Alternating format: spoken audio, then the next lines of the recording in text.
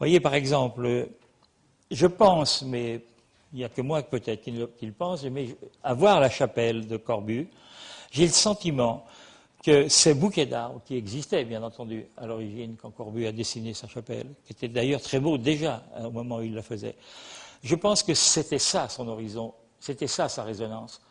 Et qu'il a fait le dos rond à cette masse d'arbres, et il a fait le dos de sa chapelle s'appuyer sur cette épaisseur. Et que la chapelle, appuyée sur cette épaisseur, s'ouvre en direction des Vosges et du Jura. Je suis à peu près convaincu de cela. Et c'est pour ça que je disais tout à l'heure, je ne suis pas dérangé du fait que l'horizon ouest soit parfois obscurci. Et on voit d'ailleurs un Meissonnier, ça c'est une reproduction, c'est un travail d'un calque fait sur un plan de Meissonnier, qui montre les recommandations que Corbu faisait des alentours immédiats de la chapelle.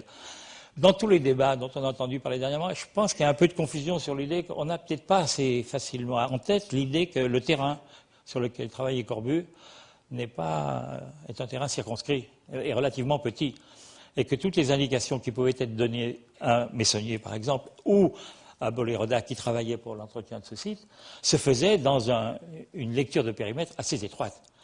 Et on voit ici ce que nous dit très bien Corbu, c'est que lui, il entend bien ne pas enlever ces arbres, dont je parlais à l'instant, qui sont enlever ces arbres qui sont à l'arrière de la chapelle. Il demande même avec insistance de garder ces cerisiers ici qui font face à la vue sur le nord. Il demande de garder ces arbres. Il indique très clairement la trouée sur la pyramide dont je vous parlais tout à l'heure. Il garde cela et il demande de faire une trouée dans l'autre sens. Mais voilà, ce sont les indications de Corbu sur le périmètre qui était le périmètre de l'époque. Évidemment, le terrain disponible dont nous parlions tout à l'heure était en dehors de sa propriété. On comprend que l'abbé Boléroda n'a pas pu donner d'indication sur ce site puisqu'il n'en était pas, la propriété n'était pas acquise.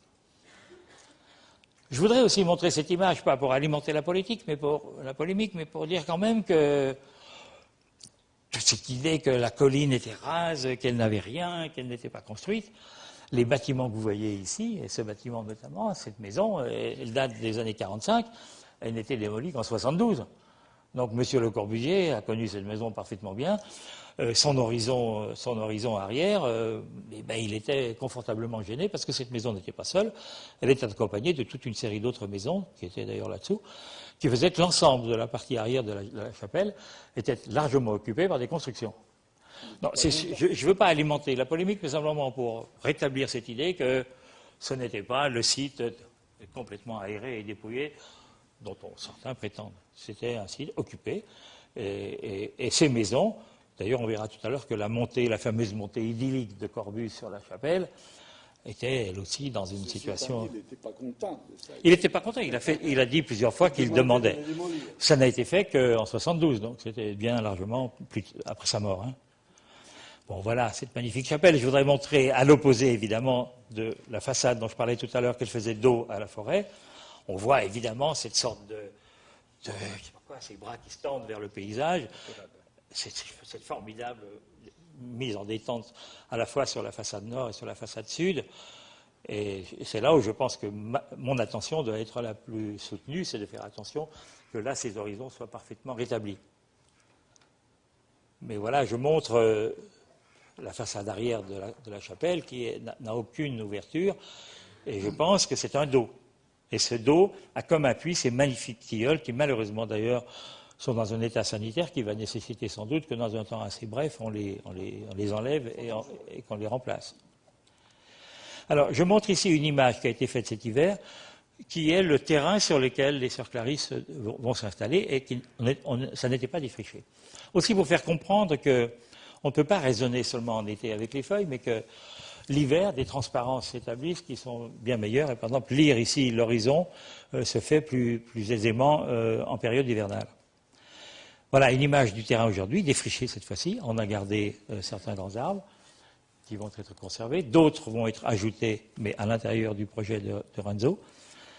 Ce qu'on peut voir ici, c'est, quand je parlais tout à l'heure de l'image des années 81, c'est que le site des sœurs Clarisse ne va pas être une forêt pleine avec un étage supérieur totalement occupé, mais va être une forêt très aérée. Et dans lequel on va pouvoir effectivement lire la continuité de l'horizon de ce paysage. Je remets l'image de Renzo Piano. Non, je voudrais, moi, accompagner Renzo, au moins de réclamer une chose, c'est que je ne voudrais pas, on a dit, on a écrit, on a entendu, on a lu que Renzo Piano était quelqu'un qui se cachait et Michel Courajou appelait pour l'aider à le faire. Voilà, moi je ne sais pas, ça me fait du mal parce que je n'ai jamais fait un travail pour cacher personne. Je pense que les végétaux ont mieux à faire que de servir de masque. Et je connais suffisamment Renzo depuis de nombreuses années pour savoir que Renzo Piano est tout sauf quelqu'un qui se cache. Sauf que pour moi, mon amitié avec Renzo, qui est assez ancienne, elle vient pour beaucoup du fait que Renzo est un des rares architectes qui accepte, et non seulement qui demande, à ce qu'en invente son architecture, la nature puisse s'exprimer. Et je l'ai fait avec lui à la Cité internationale, et il accepte volontiers que son bâtiment. Alors que souvent, j'entends dans mon travail des architectes cette jérémiade qui fait que tu ne pourrais pas pousser tes arbres parce que... Bref, chez Renzo Piano, c'est tout à fait le contraire. Renzo Piano est en accord et en harmonie avec la composition paysagère. Et je voudrais militer sur cette idée que ce projet-là n'est pas un projet de dissimulation. C'est un projet où réellement, c'est cette ambiance qui est cherchée. C'est cette ambiance-là qui est cherchée et qui est offerte en accord d'ailleurs avec les sœurs. Alors évidemment, la situation est intéressante puisqu'elle permet effectivement d'avoir une très grande discrétion, une très grande humilité. Et ce projet, et c'est pour ça que je ne comprends même pas l'objet de cette polémique, je ne comprends même pas pourquoi ce projet pose problème puisqu'il est d'une simplicité très grande et d'une discrétion très grande. Bien. Alors, j'en viens à l'objet d'une polémique qui m'était dirigée cette fois-ci contre moi, Michel Courajou, plante des arbres en grande quantité. J'ai eu le malheur d'avoir une idée, que je regrette aujourd'hui, mais une idée qui était assez simple. Je voulais que le chantier ne soit pas perturbant pour les pèlerinages. Et je m'étais préoccupé de l'idée que ce chantier allait durer pendant 1 ou 2 ans et que je ne souhaitais pas que les pèlerins puissent être en rapport direct avec ce chantier. J'ai donc imaginé une clôture du chantier qui ne soit pas une palissade de chantier, mais une clôture vivante. Et cette clôture vivante, ce sont ce sont les CP que vous voyez ici, que j'ai plantés, sachant que ces CP seront déplacés à la fin du chantier pour être remis en d'autres situations, mais beaucoup moins près de la chapelle. Alors je reconnais qu'évidemment, pour ceux qui ont vu les plans de CCP, ça pouvait être alarmant dans la mesure où ces CCP sont aujourd'hui à une quinzaine de mètres de la chapelle et qu'on a le sentiment que ces CCP un jour vont étrangler le site complètement. Mais bon, je dis ça, ces CP pour moi ne sont pas destinés à être là. C'est une façon de clore le chantier avec des arbres et dans 2 ou 3 ans, on déplantera ces CP pour les mettre à leur véritable place. Je remonte cette photo des années... Peut-être que je suis trop long, non? Je remonte cette photo des années 80 pour montrer que ce qui est cherché au travers du projet, c'est assez similairement celle-ci, c'est-à-dire ne pas vouloir à tout prix redénuder cette parcelle qui était vide à l'époque, mais d'y avoir un semis d'arbres sous lequel, effectivement, les sœurs Clarisse vont pouvoir habiter. Et puis, comme on l'a vu tout à l'heure, plutôt faire une très grande attention portée sur la façade sud, de manière à l'ouvrir davantage. Voilà une image du projet qu'on pourrait dire paysager, qui montre en plus clair que mon attention va surtout être une attention portée à la manière de travailler sur les franges. Et puis, vous voyez, on a des arbres, mais en quantité relativement modique. Et puis, on peut parler du parking sur lequel, je pense, Renzo, on est d'accord tous les deux, que ce parking n'est pas du tout satisfaisant en l'état et qu'il faut qu'on le retravaille, et pour les raisons que je vais montrer. Alors, une chose, évidemment, sur laquelle je suis sans doute très attendu et qui me fait très peur, c'est cette montée vers la chapelle, dont tout le monde admet que cette montée est une sorte d'acquisition progressive du volume de la chapelle, que c'est une montée initiatique et qu'elle est... Alors, je ne sais pas, on peut la trouver belle, on peut la trouver moins belle. Je pense que le sol n'est pas du tout correct. Je ne suis pas certain que ces grandes haies soient tout à fait favorables à la découverte de la chapelle, mais on a besoin de discuter de tout cela. En tous les cas, en montant, on retrouve effectivement la terre rouge dont Corbu parle dans son ascension vers la chapelle. Je trouve que c'est beaucoup trop haute. On pourrait sans doute les diminuer, de manière à ce que la chapelle soit perçue. Voilà cette terre rouge dont parlait Corbu.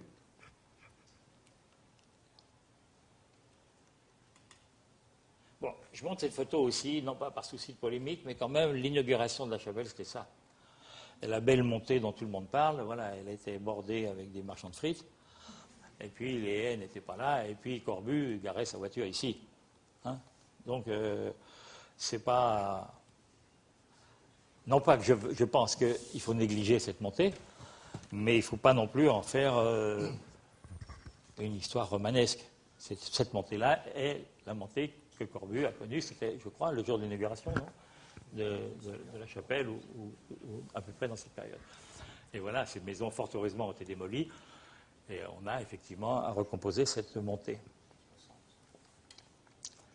Alors, je montre cette image, non pas pour remettre le doigt, comme l'a fait Renzo tout à l'heure, sur cette immonde porterie, mais pour montrer que je serais intéressé à étendre cette fameuse montée qu'on appelle le chemin creux, n'est-ce pas? L'étendre jusqu'à le début du démarrage de la photographie ici, c'est-à-dire jusqu'en bas de l'image ici, parce que juste sur la droite, ici, vous avez l'entrée d'un chemin tout à fait fantastique, magnifique, qui est un chemin de croix, qui descend vers le cimetière.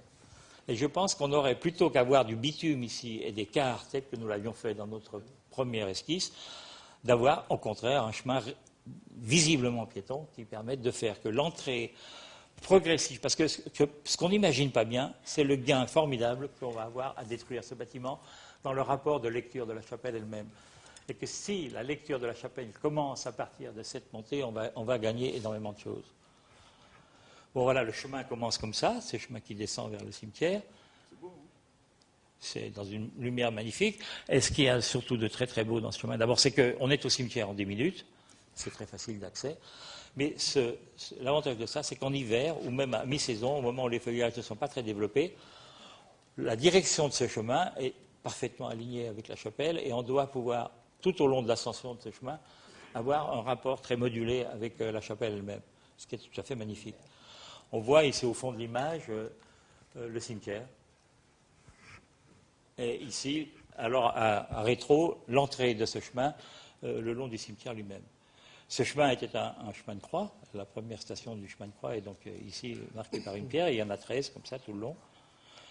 Bon, ce chemin a plusieurs intérêts parce que c'est un chemin de croix certes, mais il a été depuis, je crois que c'est un chemin de grande randonnée. Il a plusieurs fonctions ce chemin. Et donc je pense qu'on ne peut pas concevoir le travail sur la colline de Ronchamp sans avoir une pensée très forte sur, sinon la réhabilitation, parce que ce chemin, je pense qu'on n'a pas à y faire des milliers de choses, mais en tous les cas, le faire prendre dans le sentiment d'organisation de l'ensemble du site. Voilà l'autre route, qui elle est la route nationale, dont on ne sait pas, quand Corbu dit qu'à 72 ans, c'est-à-dire au même âge que moi, 71, essoufflé, il montait sur la colline. Est-ce de cette route dont il parlait, disant qu'il avait arrêté sa voiture au bord de la route, est-ce le chemin de croix? Ni l'un ni l'autre. Bon, alors vous voyez comme quoi l'histoire est difficile à reconstituer. En tous les cas, j'ai fait ce chemin ici. Il faut 20 minutes pour descendre l'ensemble de ce chemin pour rejoindre le bas de la colline, ce qui est quand même assez pénible et assez long. Et à la différence de l'autre chemin, et il n'y a pas de mise en scène de la chapelle à aucun moment. On est sans arrêt dans un territoire forestier fermé. Et c'est très long. Et voilà, en bas de ce chemin, là, ce fameux puits de mine, chevènement de mine, sur lequel on pourrait imaginer qu'une partie du parking se déleste. Et voilà, je termine sur une photo de cette chapelle magnifique. Voilà. Merci. Merci beaucoup.